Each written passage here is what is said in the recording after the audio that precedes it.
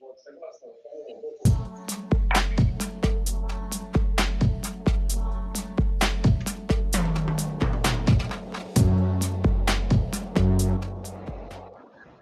evening. This is Kenny Tan with Centermac Realty. Welcome to the Real Biz Academy's monthly real estate update in California from Northern California. Tonight we have four speakers. Each of them is an excellent speaker. We have Lily Garipova, who is on your top right, and we have Kathleen Xiang on your bottom left, and then for your bottom middle we have Judie Xue, and then on your bottom right we have Melo Rajakumar. Let's go ahead and go to Lily. I see.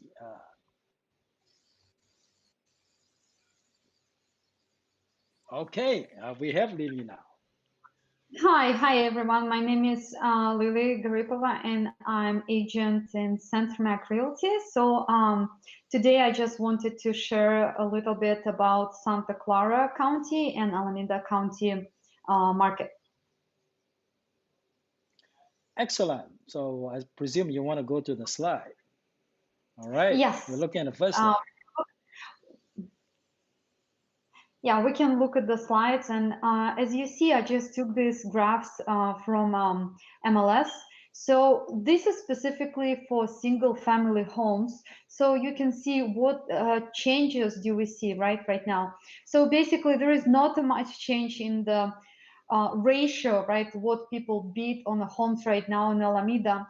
So if we look, I mean, like in the market in whole, right, in Alameda County, San Jose, still a lot of buyers on the market, but I noticed like some, like some people are already getting tired from bidding wars and so on. So on the next slide, you will see, actually, if we're gonna go to next slide,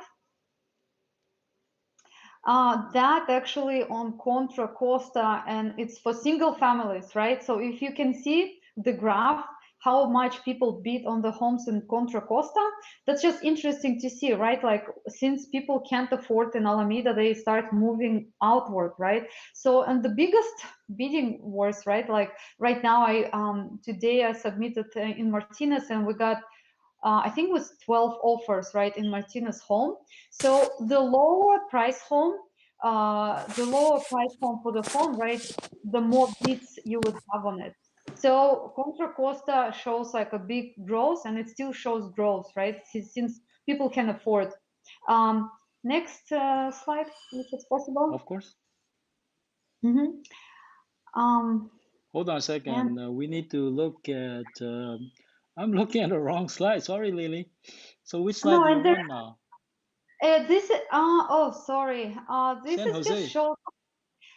Yeah, but this is a Santa Clara County slide, or if you. No, this San Jose. Right now, I'm looking at Santa Clara County. Yes, Santa Clara County. We can see a little change in Santa Clara County. So if you look how much people bidded like in May, it just lessened a little bit right now. So I think again, I speculate that it's majority like people's kids like who go to school, they finish the school. Majority of people living to their countries. A lot. I mean, like some percentage of bidders are living right, like to visit their families or travel. So, and we see like a little buyer's fatigue, but still, like in Santa Clara County, there is like, let's say, multiple bids on every home, right? Like you wouldn't see a house sitting there with no bids. So again, like I submitted, just example, I submitted yesterday an offer for home in south of San Jose, not the good schools. And before we got to the due date, we already got, they already got 4 offers by the due date of the offers to come. So, and that was a preemptive offers. So still a lot of buyers, they just don't, like in some areas you can see some buyer fatigue, but I don't know how long it's gonna last. So we're gonna go to the next one. Yes, San Jose. Yeah, San Jose, that just shows what's the ratio for how much people bid over the asking price, right? So you can see again, and this graph shows for specifically for single families. It's not for the condos. So you can see on stats, right, like how the people stopped bidding like way over, right? Like so, and a lot of people, a lot of my like what I see right now, right? Like some agents, they would put them like they would see a highly closed property in a neighborhood, and they list their home for the I mean like sold price of the previous home in a neighborhood. So, and I think this way a lot of sellers they overprice, right? Like, and you would see this. Of course, people not gonna bid like tons of money on the property which already at the market value. So you can see people are more conservative on some areas. I can do next slide. Yes. Okay. And Condo. yes, San Jose condos, right? Like, so at the beginning of the year, condos in San Jose, they were, I mean, like everywhere, right? Like people prefer single families right now over condos. But you can see like this big change in June, right? Like in San Jose condos, they've been just at the beginning of the year, I could negotiate one condo even down, and now it's like, I mean, like they in demand as well. So I suspect that people who can afford, like basically, if you do have a price point which you can afford, let's say at 1.2, right? If you keep searching for single family homes in San Jose, let's say, and you outbid everywhere, right? Next step, you're gonna go to townhouse, right? Like, and some townhouses in San Jose, they grew immensely, and not only in San Jose, it's all over, right? Townhomes. And so next step is what it's going to be condos, and people who want to invest and who afraid of inflation and having cash on hand, right? Like they just try to find next affordable housing. So yeah, in San Jose you can see this move to condo sites as well. Mhm. All right. Let's see And if what you, the there's next slide looks like. Alameda, it's we all, talked about that, didn't we? We talked about yeah, so no. yeah, we All did, right. it's probably So the let's beginning of go. my, We talked about Contra Costa. So these are yes. all the slides you got. Anything else Yes, you want to add? not much. So we're still on a seller's market, and we talk about, I mean, like I can talk all over the Bay Area because I represent buyers and sellers all over Bay Area. So a lot of buyers, very active buyers. A little bit you feel a little buyer fatigue, but it's still, we are at the seller's market. All right, great. Thank you so much, Lily. I'll have you back at the conclusion. Now let's go to Kathleen. Oh, actually, let me go to Kathleen. All right, Kathleen, your audio is not on. You need to turn it on. Okay, thank you, Kenny. Okay. Yeah, it's on Hello, now. everyone. My name is Kathleen with Centumac Realty. Today, I'm going to share with you three markets. One is in Pleasanton, the other one is Dublin, and the third one is Fremont market. Okay, Let's move on Kathleen. to the slides. All right.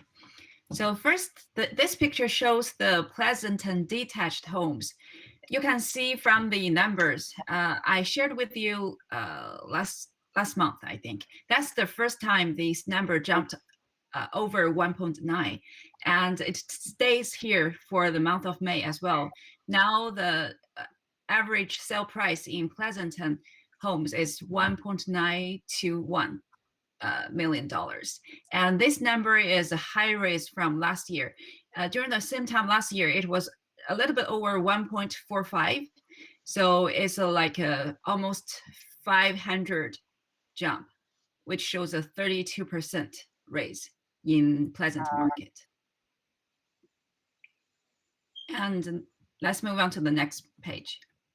Okay. Yeah, the average dollar per square foot is also jumped over 30%. It is now at 758, and the same time last year it was 565. So almost $200 raise in average dollar per square feet sold in Pleasanton. All right, Next page, please. So this is just like Lily shared all the information about sale to list price ratio. This number in Pleasanton is 110%.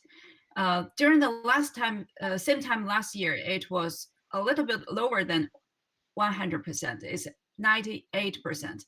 Because I closed a deal the same time last year in June. It was the lowest market from the pandemic, from the numbers I collected, because all buyers tends to very worried about market. They cannot see where the market goes, and also the sellers retrieved a lot of properties from the market, and nobody knows what the market is going to be. So we tend to bargain down a lot of properties, and we get pretty good offers. Pretty good deals on the properties I submitted. So this number has raised a lot, 12%. So which means it's still a very competitive market for the buyers if you want to purchase home in Pleasanton. Next page, please. The month supply now is the all-time low is 0.4 months, which means all the properties on the market, if with the speed of the sale from the last month, is going to be all sold out in less than half month, 0.4 months. During the same time last year, it was over 2 months. That means all the houses to be sold out, it will take about 2 months. So, which means the supply is very, very low at this point, and the demand is also still very high. Let's move on to the next slide. Next, I'm going to share with you the doubling attached homes, which means townhomes and condos. This number shows you in Tri-Valley area, it's still very hot market, even for the attached homes, which means the condos and townhomes. For this month, the average sale price for doubling condos and townhomes is $900,000, which shows a 31% raise. During the same time last year, it was $685,000. That's the median sale price. But this year, it raised over $200,000. Next page, please. Sorry. Move on to the next one. Thank you. The average dollar per square foot is $558, which shows almost 20% raise. The next page, please.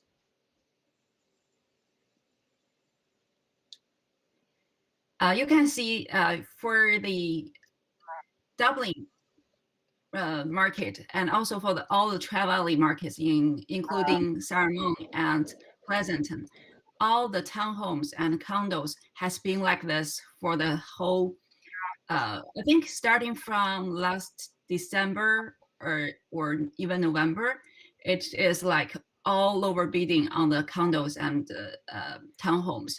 For now, it is still almost 110%. The sale price list price ratio, it shows a 11% raise from last year, which was lower than 100%, which means you can always get a deal the same time last year. Next page. Oh, I skipped. There's a 0.6. Yeah, there's 0.6 month supply, and this number was 2.9 months.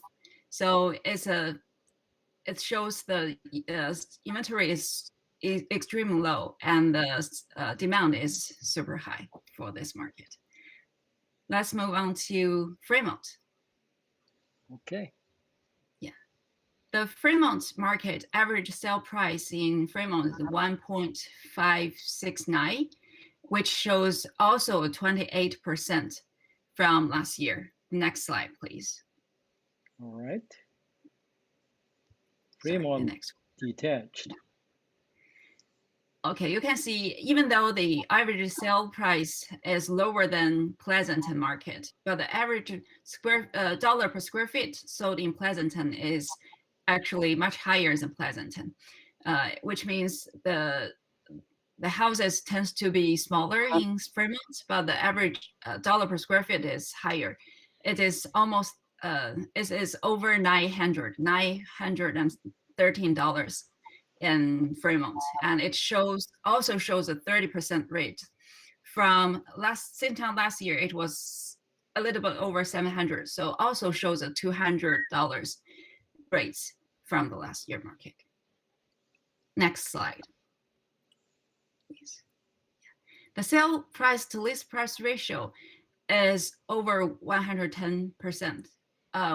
This shows a very interesting thing because from the last month, I shared with you the Fremont market is not as competitive as in travel area, but for this month, the Fremont market get much hotter. So everybody, maybe some people are thinking about they're going back to work. They might stop from working from home, starting from fall.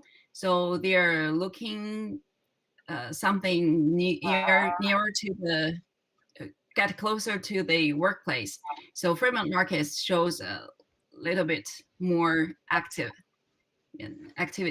in this month, 113%. Next slide, please.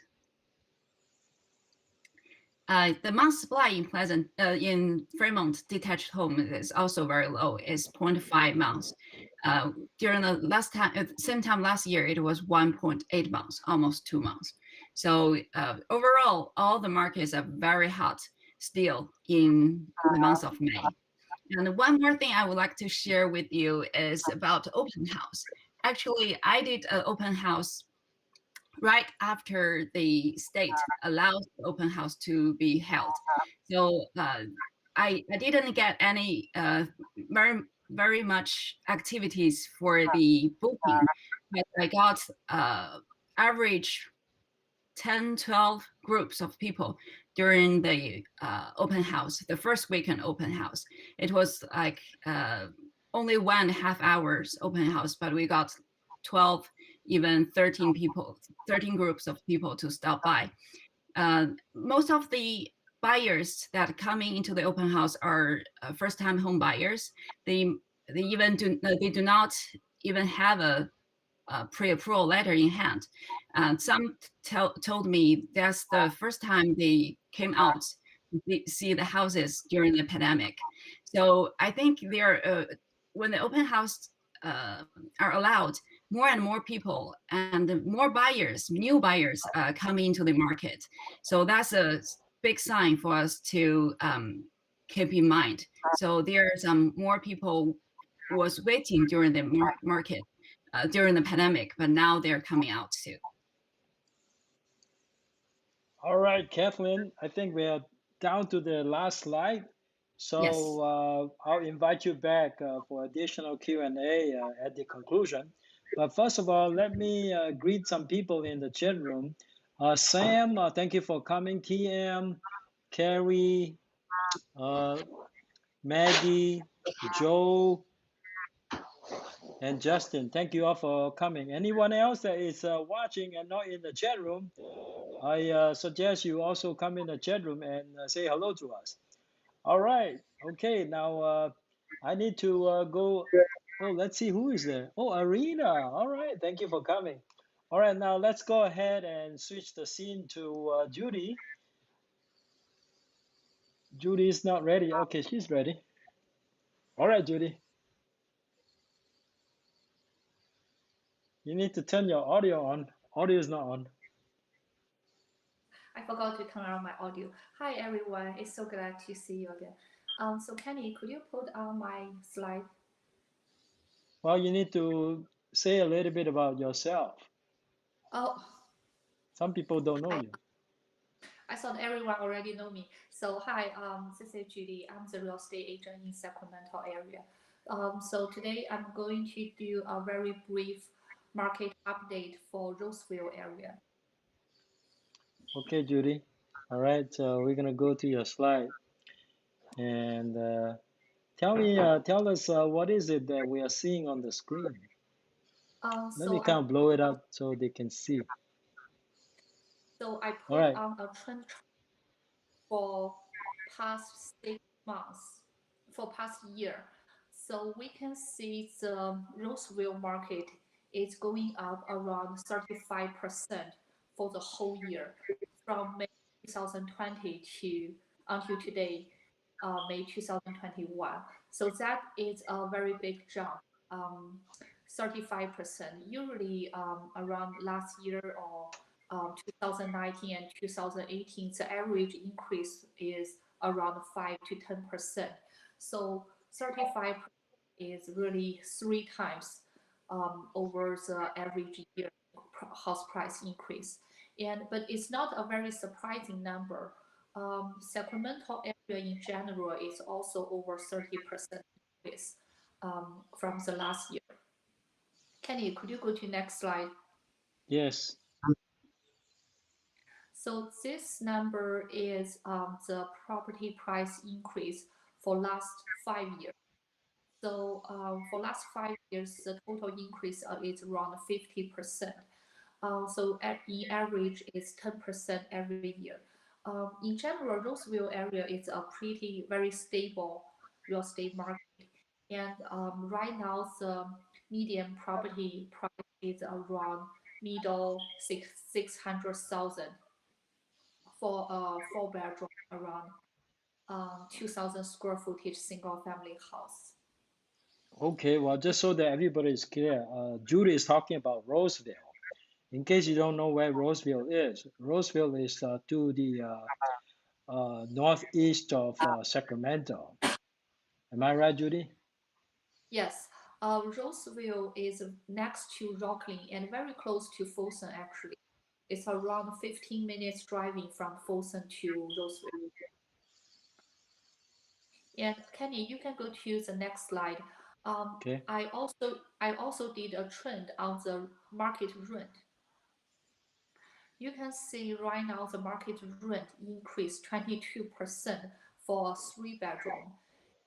I also did a small count for 1 bedroom. So 1 bedroom is also around 25-30%. That's even a bigger increase. So right now, the average rent in Roseville area for 3 bedroom, 2 bathroom, around 13 to 1,500 square feet is around 2,500 to 2,700, depends on the property condition and property square footage. And I also did a very quick calculation on the Roseville's cap rate. Kenny, can you go to my next slide? Yes. Yeah.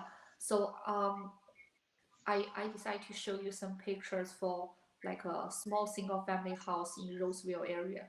So you can see it's only been sold around 1-2 months ago, 1.5 months ago. So for this kind of small single family home, the sold price is around 550 to 560, 570. The average rent is around 2,500 something. So we can actually easily calculate the cap rate. Kenny, I have another example. It's on the next slide. Okay. Yeah. So it's another comp. It was just sold last month, actually, couple weeks, 1 week ago. So you can see 3 bedroom, 2 bathroom, 1,700 square footage. The house actually I went to see this property. The house condition is pretty good. So the sold price is 550. And myself recently have a property just got accepted our offer. The price we got into contract is also 550. It's a 3 bedroom, 2 bathroom, around 1,500 square footage single family residence. I also, Kenny, can you go to the next slide? Yes. Here is how I calculate the cap rate. Can you roll up a little bit? There are some numbers was Roll not up a little showing. bit. Okay. Okay, so I calculate the rent. I did an average rent 2,500 plus 12 months. So you can get 30,000 income, and you minus the property tax for 6,000, and I estimate insurance for rental property is $1,000. So you minus total 7,000 cost. But I don't want to make it too complicated, so I didn't include any vacancy rate. And right now, the rental market is also very hot. So I didn't calculate any vacancy rate. Right now, we can just go ahead and rent it within 1 to 2 weeks. Actually, I recently rent out. I helped my client to rent out 2 properties in Folsom area, and already post the rental advertisement on Craigslist, and we rent it out the next after closing. So on right now's market, there is really not much vacancy if you choose a good location, good condition property. So if we add up everything, you can get the cap rate for 4.07%, which I think is a very good cap rate in right now's market. Sacramento area's cap rate maybe it's around 4.1 to 4.2, something like that. But I think compared to Sacramento City, Roseville's neighborhood is a little bit better and also better school district. But be careful when you purchase new build communities. They have some higher property tax, Melo tax stuff. For new build property, the estimate property tax is not about 6,000. Probably you need to add up another 2,000 on top of 6,000, which will definitely decrease the rate to around 3.5%. However, the house will be newer and better condition, of course. So sometimes you have to balance. And compared to Folsom's property, I think Roseville also can be another option for the investors. It really depends on the property price you want to choose. In Folsom area right now, for a single family resident, if it's not in a HOA community, the price will start with 600,000 at least. I recently have last 2 weeks, I have 2 closed in Folsom. Both are at 611,000 for square footage is around 1,300 square footage, 3 bed, 2 bed. So that's not a very big house. It's a small size, single story, 3 bed, 2 bathroom family. So in Roseville, you can purchase a same square footage with around 550 to 560. So the cap rate will be very similar. So it really depends on the price range, what the investor looking for. And regarding the city neighborhood, I think Roseville is very similar to Folsom, and also is with very good school districts. So Roseville is another city. It's really worth to invest. All right, thank you so much, Judy. I'll have you back at the conclusion. Now let's go to Melo. All right, Melo. Thank you, Kenny. Hi, everyone. My name is Melo Rajakumar, and I'm a loan officer based here in San Jose, and I primarily serve the Northern California region. I'm going to give you a quick update on the mortgage industry. Kenny, do you want to Yes, put up the slides, of course. please? Yes. Great. So let's move on to the next slide. Thank you. So basically what you see here is the mortgage rates for the last 10 years. Obviously, it's no big surprise. We all know we are in a very low rate environment. But if you look at it right now, rates went up very marginally in the last week. And also what the Mortgage Association says is that applications also went down by 5%. This could be multiple reasons for that. I know some people talked about some of my colleagues said about buyer fatigue, and also since the holidays are coming up, I think a lot of people are planning to travel. So based on that, they probably pushed out their buying decision. So that could be it. But definitely, we are in a very, very low rate environment. Next slide, please. So as I said, what is the forecast for the rates looking going forward? So June is probably going to be closer to 3, as we saw in the slide earlier. But the general consensus is that we're probably going to go up by half a point to about 3.5 over the next 3 months. And primarily the reasons are the improving US economy. As you know, most states have started opening up. And I think in California, especially Northern California, I think starting the 15th, I think everything's pretty much going to open up. And also inflation is going up. So those could all be reasons why rates could trend higher in the next 3 months. There is also the possibility that rates could stay flat or go down a little bit if there is a resurgence of the coronavirus. Specifically, as in some countries, there is a new strain. And also even within the US, if one of those new strains, which is not controlled by the vaccine, then potentially we could see rates going down. But and also the Fed is going to probably keep rates low. So that could be another reason why rates could still stay low. So a common question that most of my buyers ask is like, what should you do? Should I buy now or not? Can you go to the next slide? Yeah. Yes. So I usually tell them it's basically, it's like the stock market, right? Most folks, we are not able to time it. So if you believe in a stock that you think is a strong buy, then you should go ahead and buy it. So I say the same thing about mortgage. Focus on your own needs. So if you're looking to buy a home or refinance a home, and if you feel that this is the right time to do it, then I think you should do it. The other thing that I see is that maybe there is some option to do some rate shopping. Obviously, if you have a good relationship with one of your retail banks, then there is a possibility that you may get slightly better rates. But other than that, depending on your needs, one should either buy or refinance. And also, there are some new programs, especially for refinance. I know here in Northern California, most of the homes are pretty highly priced, but in other parts of the country, I think the Biden administration has come up with some additional new options to help low-income buyers to refinance.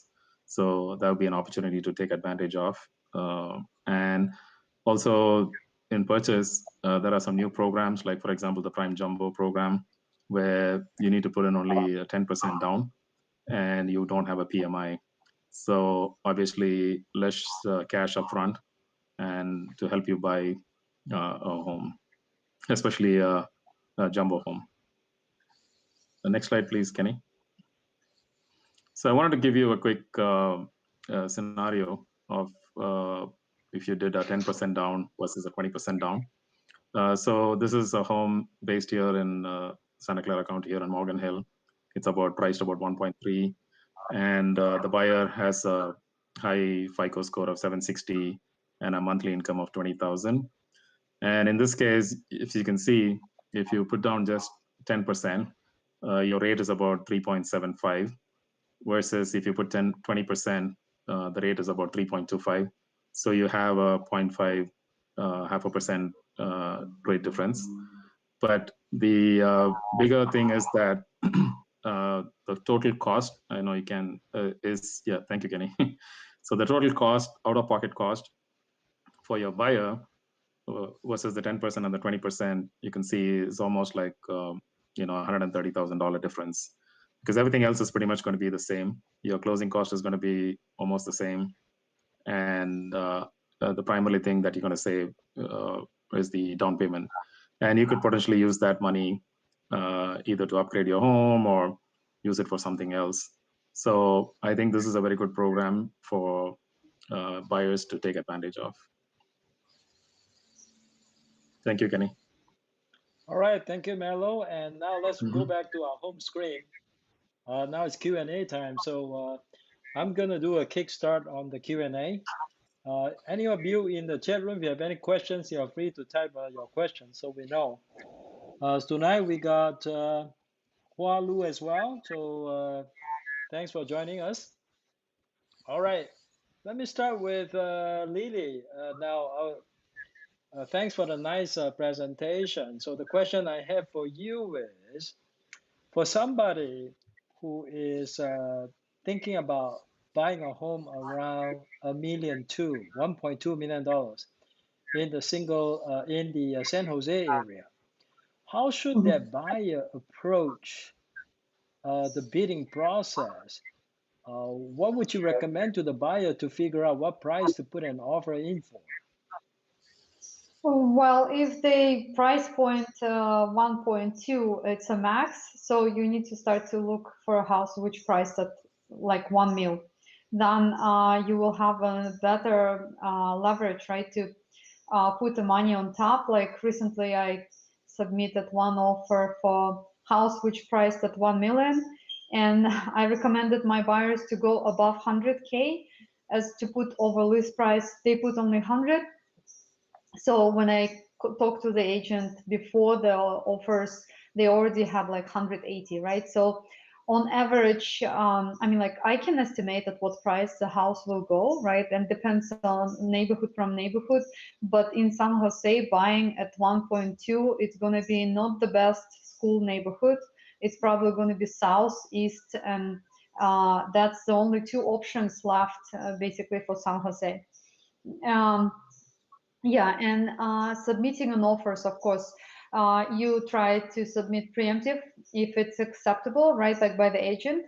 And the offers, all offers which I submit today, they're all non-contingent, right? So we talk with the lenders, we remove loan contingency, we remove appraisal. So I estimate approximate what the valuation for the property would be, and then my buyers know for sure, and they go very brave, right, with the pricing.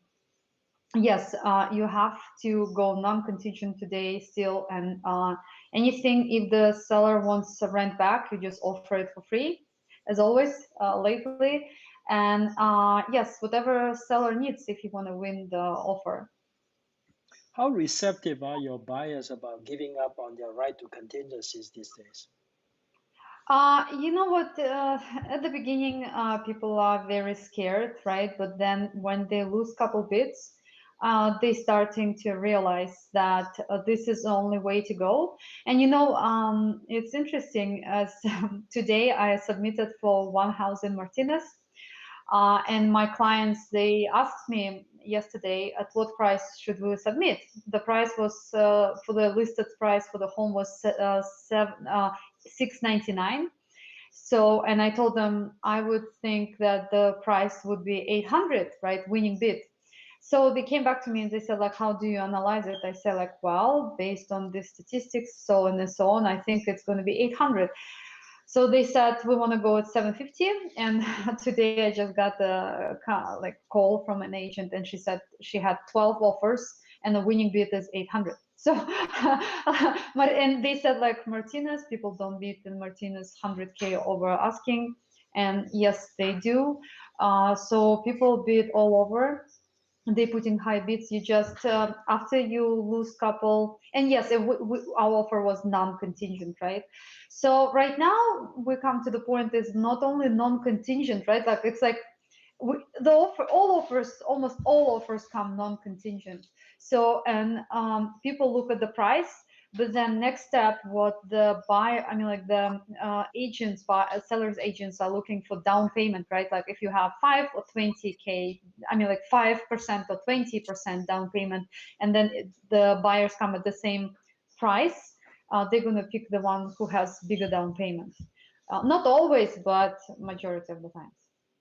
So down payment plays a very big role in the seller selection of the buyer. Now, Some how much the price has to be higher for a buyer who has a lower down payment to win a winning bid? I mean, like you can to put you know like in this specific case right now at the market, right? Like we like our biggest concern as for agents being on both sides, right? Like on representing seller or buyer is appraisal, right? So how much do you want to put, and do you have this difference, right? If the house doesn't appraise, so I told my buyers like, hey, this house will appraise for 750 for sure, 100%. We can push it to 780 maybe, yeah, appraiser if you're lucky, but at 800 it's doubtful, right? So you might come 50k short, right? Like, but at this market I know the banks will still appraise probably at 780 or something. So the buyers have to be prepared with numbers, right? Like if they have a small down payment and if they short in appraisal, they have to come up with this 30k to close the transaction, right? So you have to know what you're doing, because appraisal is another big thing, right? Like you have to calculate number, analyze, and at what price point you might come out with I mean, like come with a pocket money, right? Like to put it on a table, not with a loan, right? Yes, so the difference which you might have to cover, it needs to be considered. All righty. Thank you so much, Lily. Let me go to Kathleen so I can ask her some question. Okay, Yes, Kathleen, the Kelly. question I have for you is, now the market is still very hot in the Tri Valley, and then the new homes, it's not much help. The line is as long as 200 buyers waiting for their turn. Is that still Yeah. about true? Yes, but the inventory is very low for the new homes. Most of them are towards the end of their releasing phase. So even though you may have 100, 200 buyers on the list, but they only have like around 10 properties left. So that's the problem. But for the newer homes, I think there's one community in Sacramento. They have townhomes and condos. That one still have lots of inventory.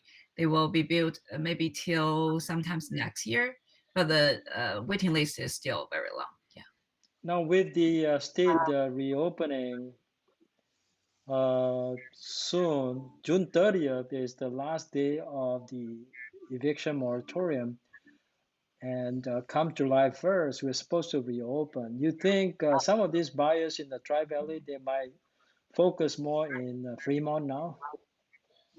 Uh, I I don't know whether these buyers are moved from Pleasanton or Tri Valley area to Fremont, but the numbers in Fremont was not that high. The last time I shared with you, but this month we definitely see more activities in Fremont. Yes, and for the yes, that's for the Fremont market. I think some people are start to thinking about the location again. And I represented a seller in Mountain View, the townhome I shared with you during our last live. And we got an offer in in 3 days too. We got into escrow. Uh, Before that, in that same community, there are a couple of other townhomes been sitting there for one for over 3 months and the other two sitting there for about 2 months. And suddenly all these are going into contract. So I see a lot of more activities in South Bay and East Bay for now. All right, thank you very much, Kathleen. Let me move over to Judy. Judy, let me ask you a few questions about Roseville. Now, Roseville, the prices are going up. Are the prices going up at the same pace as Sacramento and Folsom, or just slower pace? Well, since Roseville is not a very big market, and even though the population is increased very quick, but it's very similar pace with Sacramento and Folsom. When I remember when I pulled the trend of Roseville, I also post a trend of Sacramento and Folsom. Roseville is around 1 or 2% slightly higher um, for the property price increase rate, but 1 to 2% is not a big difference. So for me, I would say it's the same, very similar, same pace with Sacramento and Folsom area. Now, I understand the price per square foot in Roseville is slightly lower than Folsom. So, is that a good reason to pick Roseville over Folsom as a place to live? Well, it's if for owner occupied property, it's really depend on the personal need, on the personal reference. For the investors, I think uh, it really depends on how much your target is.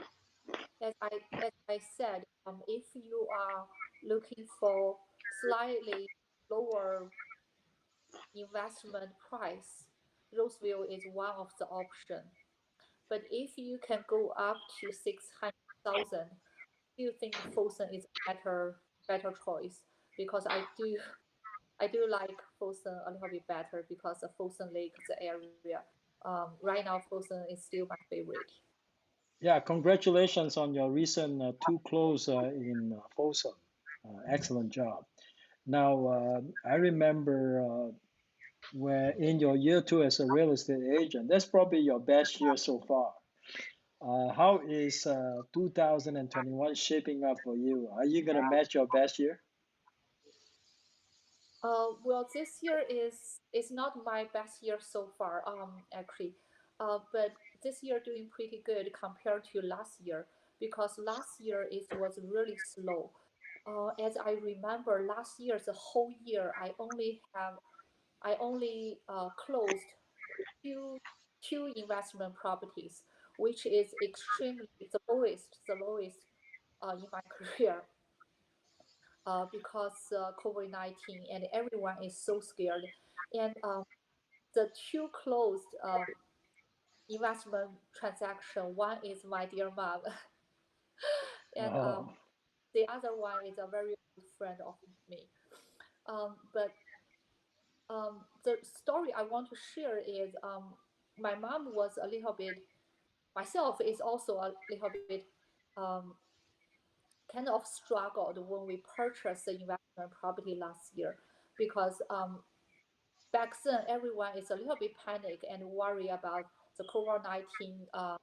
The market is very unstable and we can't really foresee whether it will going to a huge drop on the property price. So everything um, we know about COVID-19 is we never see it in the market. So it's a lot of uncertainty um, to to really do the investment decision last year. But the reason why me and my mom decided to purchase that property is um, the reason is the cap rate is very good. The cap rate when we purchase it is around 6%, and just this month I raised up the rent again, and right now the cap rate is very close to 10%. oh my God. So I know it's a very good deal, but um, it's also combined with risk. Always good deal always combined with risk. If you can't take the risk, just walk away. If you can take a risk, just go for it. So that's it just depends on person whether um, you can take that risk. And what finally let me make that decision is when I purchase that property, I decide not to sell it within next 20 years. So whatever the price go up or go down, I don't care. So as long as I have stable rental income and the cap rate is good, I really don't care whether the property will suddenly drop because even the property price dropped, the rent I collect is also enough to pay the mortgage payment to let me go over with the low point of the property price. So that is how I invest in real estate business, I always look in long term, not short term. If you look at in long term, you put enough equity. What I mean enough equity is at least 20% to 30%. I know for myself, I always put 30% just to be safe. And if you have enough cash flow to at least make it even with your mortgage payment, property tax, insurance, what we call PITI, then even the market sometimes shift a little bit. It has up and down. Even on the lowest point, you still can make your mortgage payment by the rent you collect. So you should still be safe. So that's what my logic for investment real estate business. So not only look on the price, but based on the cash flow you collect. All right, thank you very much, Judy. Let me go to Melo. Hello, Melo. And Hi, Kenny. my question for you is, I understand you do your own loan processing for many of the loans that you handle.